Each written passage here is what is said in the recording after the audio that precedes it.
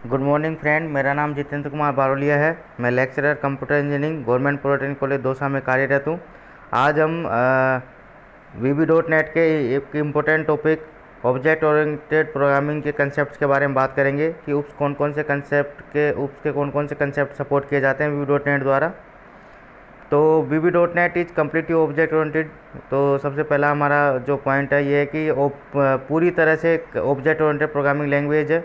To explain the following concept in easy and simple way, creating using classes object VB dot net. तो इस concept easy concept को समझने के लिए सबसे पहले हम क्या है, इसमें ऑब्जेक्ट और क्लास क्रिएट करते हैं। इसके अलावा encapsulation, abstraction, inheritance, polymorphism, overloading, overriding, construction, destructor and static function इसमें यूज में लिए जाते हैं। ये सारे के सारे जो फीचर है वो उप्स के फीचर है। तो सबसे पहले हम बात करते हैं नेम स्पेस की। 2 नंबर में क्वेश्चन पूछा जा सकता है या ऑब्जेक्टिव क्वेश्चन पूछा जा सकता है। In VB dot net classes and other data structure for a specific purpose are group together to form a name space. तो जो भी क्लासेज होंगे और जो भी डेटा स्ट्रक्चर उनको मिला के जो हम बोलते हैं उसको हम बोलते हैं name space. The import keyword use to import a name space. तो ये यहाँ पे हम क्या करेंगे, जैसे सी लैंग्वेज के अंदर हम कोई भी हेडर फाइल इंक्लूड करने के लिए इंक्लूड कीवर्ड का यूज लेते थे, यहाँ पे इंपोर्ट कीवर्ड का यूज लिया जाता है। Dot net framework provide a rich set of built in classes group together to a various name space. जो अलग अलग प्रकार की क्लासेज है डॉट नेट के अंदर वो नेम स्पेस के अंदर होती है। तो इसका जैसे एक एग्जाम्पल दें हम, इम्पोर्ट सिस्टम। सिस्टम यहाँ पे नेम स्पेस का नाम है और इम्पोर्ट से हम इसको इम्पोर्ट कर रहे हैं। इसके बाद में आती है class. Class is a definition of a real life objective. तो जो भी क्लास होगी वो आपके रियल टाइप ऑब्जेक्टिव होंगे। For example human is a class for representing all human being. जो भी जितने भी ह्यूमन होंगे उनको ह्यूमन क्लास रिप्रेजेंट करेंगी। Dog is a class to represent all dog. जितने भी डॉग होंगे उनको रिप्रेजेंट करने के लिए डॉग क्लास होगी। Classes can content function too. Classes function भी रखती है। Animal is a name space. Animal एक प्रकार से क्या हो जाएगा, आपका नेम स्पेस हो जाएगा। एग्जाम्पल देखिए इसका हम, name space animals, dog is a class in the name space animal. इसके अलावा इसमें फंक्शन होंगे। बार्क, जैसे कि कुत्ते या किसी भी क्लास का जैसे फंक्शन होगा भौंकना, तो बार्क यहाँ से एक फंक्शन होगा।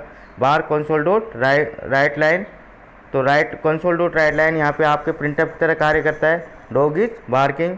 एंड फंक्शन, एंड को फंक्शन को एंड किया है, क्लास को एंड किया है और नेम स्पेस को एंड किया है। जो करली ब्रेसेस ओपनिंग और क्लोजिंग हम वहाँ लगाते थे सी लैंग्वेज, वो यहाँ पे एंड से यहाँ पे काम में लेते हैं। इसके बाद में बात करें ऑब्जेक्ट की। An object is an instance of class. तो क्लास का एक इंस्टांस क्या कहलाता है, आपको ऑब्जेक्ट कहलाता है। For example Jimmy is an object type of dog. तो जिम्मी एक डॉग टाइप का ऑब्जेक्ट हो जाएगा, डॉग यहाँ पे क्लास रहेगी। मॉड्यूल क्या होंगे, a module is a group of function. तो ग्रुप ऑफ फंक्शन यहाँ पे मॉड्यूल कहलाता है, थोड़ा इंपॉर्टेंट आपको याद रखना पड़ेगा। Unlike function in classes, public function in module can and call directly from anywhere else. तो क्लासेज के अलावा मॉड्यूल को हम डायरेक्ट कहीं पे भी कॉल कर सकते हैं। VB dot net provide function and subroutine और फंक्शन भी वीबी डॉट नेट द्वारा प्रोवाइड किए जाते हैं। Functions and subroutine are almost the same. Function और सब रूटीन यहाँ पे सेम से होते हैं, बस डिफरेंस क्या होता है, डिफरेंस इज दैट सब routine can not return A value. सब रिटर्न आपका कभी भी वैल्यू रिटर्न नहीं करेगा, जब भी फंक्शन आपका एक वैल्यू रिटर्न करेगा, जैसे पब्लिक, मॉड्यूल, मोड, मैन। इसके बाद हम बात करते हैं encapsulation. Encapsulation object oriented programming का एक कंसेप्ट होता है। तो यहाँ पे ये क्या होगा, putting all the data and related function in class is called encapsulation. जितने भी डेटा और फंक्शन होंगे क्लास रिलेटेड उन सबको हम एनकैप्सुलेट करके एक क्लास में रख देंगे। ये आपका एनकैप्सुलेशन कहलाता है। बेसिकली सिक्योरिटी पर्पज़ के लिए काम में लिया जाता है। डेटा हाइडिंग और एब्स्ट्रैक्शन। एब्स्ट्रैक्शन क्या होता है आपका, जब भी हम जैसे मेरे को एक मोटरसाइकिल खरीदनी है और मैं शोरूम में जाऊंगा, तो कभी भी मैं गियर लगने की मैकेनिज्म या एवरेज बेटर करने की मैकेनिज्म के बारे में उनसे नहीं पूछूंगा। मैं केवल उनसे ये पूछूंगा गियर कैसे लगाया जाता है, इंटरनल उसके अंदर क्या मैकेनिज्म चल रही है, ये केवल हाइड रहती है। तो ऐसे ही एब्स्ट्रैक्शन का मतलब होता है छुपाना। Normally in a class variable use to hold data like the age of a dog is declare as private. Functions or property routine are used to access these variable. Protecting the data of an object from outside function is called abstraction और data hiding. तो जो भी user से हम लोग जो internal mechanism है उसको छुपा लेते हैं उसको एब्स्ट्रैक्शन कहते हैं।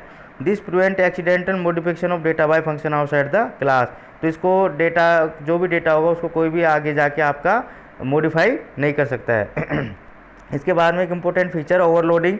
Overloading is a simple technique to enable a single function name to accept parameter of different type. Overloading क्या कहलाएगा, जो आपका यहाँ पे फंक्शन होगा उसका नेम तो आपका सेम रहेगा लेकिन उसके पैरामीटर आपके क्या हो जाएंगे, अलग अलग हो जाएंगे। लेट्स सी एन एग्जाम्पल, एक एग्जाम्पल देखते हैं। जैसे एडर क्लास है, import the system name space already available in dot net. जैसे इम्पोर्ट सिस्टम में अपने क्लास एडर को अपने लिया है काम में। Overload public sub add a integer a b as integer. तो जो ये ओवरलोड यहाँ पे फंक्शन है वो क्या करेगा, आपका एडिशन करेगा एक इंटीजर और दूसरे इंटीजर का। इसके अलावा overload public sub add a as string b as string. तो ए और बी को हम लोग यहाँ पे क्या कर सकते हैं, स्ट्रिंग को भी यहाँ पे जोड़ सकते हैं। तो अब यहाँ पे एग्जांपल में देख सकते हैं, ऐड नाम का फंक्शन है, उसका नेम सेम रहेगा लेकिन उसके जो पैरामीटर है एक के अंदर इंटीजर होंगे, दूसरे में क्या हो जाएंगे, स्ट्रिंग होंगे। तो ये आपका ओवरलोडिंग होता है। इसके बाद में इनहेरिटेंस क्या होगा, inheritance is the property in which A derived class acquire the attribute of its base class. Inheritance क्या होगा, जब भी हम कोई derived class, reusability of the code भी कहलाता है, जब भी हम डेराइव्ड क्लास के अंदर बेस क्लास के फंक्शन या डेटा को काम में लेते हैं, इनहेरिटेंस कहलाता है। We can use the inherit keyword for this. इसके लिए हम इनहेरिट कीवर्ड को काम में ले सकते हैं। इसके अलावा हमने इसके लिए एक्सेस स्पेसिफाइड दे रखे थे, जैसे public, private, protected, protected friend, ये सारे हम लोग इसके लिए काम में लेते हैं। क्लास प्रोग्रामर इनहेरिट वुमेन, जो आपकी प्रोग्रामर क्लास है वो वुमेन को इनहेरिट कर रही है। पब्लिक सब steel cored console dot write line, तो ये हमने एक वहाँ से इनहेरिट करके एक फंक्शन स्टील कोड यहाँ पे यूज में लिया है। इसके बाद में एक जो इम्पोर्टेंट चीज़ है, must inherited. Must inherit keyword क्यों लगाया जाता है, the must inherit keyword specify that a class can not be instantiated and can be use only a base class. तो जो भी हम देखते हैं कि बेस क्लास से हम चाहते हैं केवल एक ही चाइल्ड क्लास उसकी क्रिएट हो, तो इसके लिए हम मस्ट इनहेरिटेड यूज में लेते हैं। इफ़ वी डिक्लेयर और human class as must inherited class human, then we can not create object of type human without inheriting. तो जब भी हम क्लास, जैसे यहाँ पे हमने क्लास ह्यूमन के आगे मस्ट इनहेरिटेड लगा दिया, तो हम इसका ऑब्जेक्ट क्रिएट नहीं कर सकते जब तक कि हम ह्यूमन क्लास को इनहेरिटेड नहीं कर लें। नॉट इनहेरिटेबल, ऐसे एक और दूसरा कीवर्ड होता है आपका not inheritable. The not inheritable keyword specify that a class can not B inherited. तो नॉट कीवर्ड जब लगाया जाता है कि हम चाहते हैं कि इससे आगे इस क्लास को हम इनहेरिटेड नहीं करना चाहते।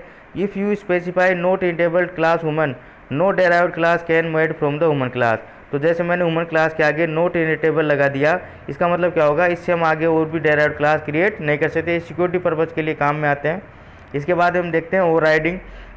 ए derived class inherited method from its base class. जो भी डेराइव्ड क्लास आपकी होगी वो सारे के सारे मेथड किससे लेगी, बेस क्लास से लेगी। If an inherited property of method need to behave differently in the derived class, it can be overriding. जब भी हम चाहते हैं कि जो हमारी डेराइव्ड क्लास है वो बेस क्लास से अलग बिहेव करे, तो इसके लिए हम ओवरराइड मेथड काम में लेते हैं। We can define a new implementation of the method in the derived class. The overridable keyword is use to mark function as overridable. तो उस फंक्शन को हम आगे ओवरराइडेबल कीवर्ड लगा देते हैं। The keyword override is use to mark that function is overriding some base class function. तो ये जैसे कि मैंने एक फंक्शन बनाया बेस क्लास के अंदर बार्क नाम का, तो उस बार्क नाम के फंक्शन को अगर मैं चाहता हूँ कि वो बेस क्लास में और किसी दूसरी तरह काम में लिया जाए, तो मैं क्या करूँगा, उसका क्या लगा दूंगा, ओवरराइड लगा दूंगा। इसके बाद में हम बात करते हैं polymorphism. Polymorphism is the property in which a single object can take more than one form. For example, you have a base class named human. जैसे हम पॉलीमॉर्फिज्म का मतलब होता है, जैसे कि पॉलीमॉर्फ का मतलब होता है बहुरूप। मीन्स हम जब भी बात करें कि जैसे a single object can take more than one form, जैसे एक ऑब्जेक्ट है आपका, उसके एक से ज़्यादा फॉर्म होनी चाहिए, तो हम पॉलीमॉर्फिज्म काम में लेते हैं। जैसे यहाँ पे an object of human type can be use to hold an object of मैनिट्स ऑफ डेराइव्ड टाइप। तो ये आपके पॉलीमॉर्फ हो जाएगा। इसके बाद में बात कहलाते हैं हम कंस्ट्रक्टर एंड डिस्ट्रक्टर। बहुत ज़्यादा इंपॉर्टेंट टॉपिक है कंस्ट्रक्टर और डिस्ट्रक्टर। कंस्ट्रक्टर क्या करता है, एक constructor is special function which is called automatically when A class is created. जब क्लास आप क्रिएट होती है तो आपका कंस्ट्रक्टर क्या है, ऑटोमेटिक कॉल हो जाता है। In VB.NET we should use new to create constructor. तो कंस्ट्रक्टर क्रिएट करने के लिए हम यूज न्यू कीवर्ड यहाँ पे काम में लेते हैं।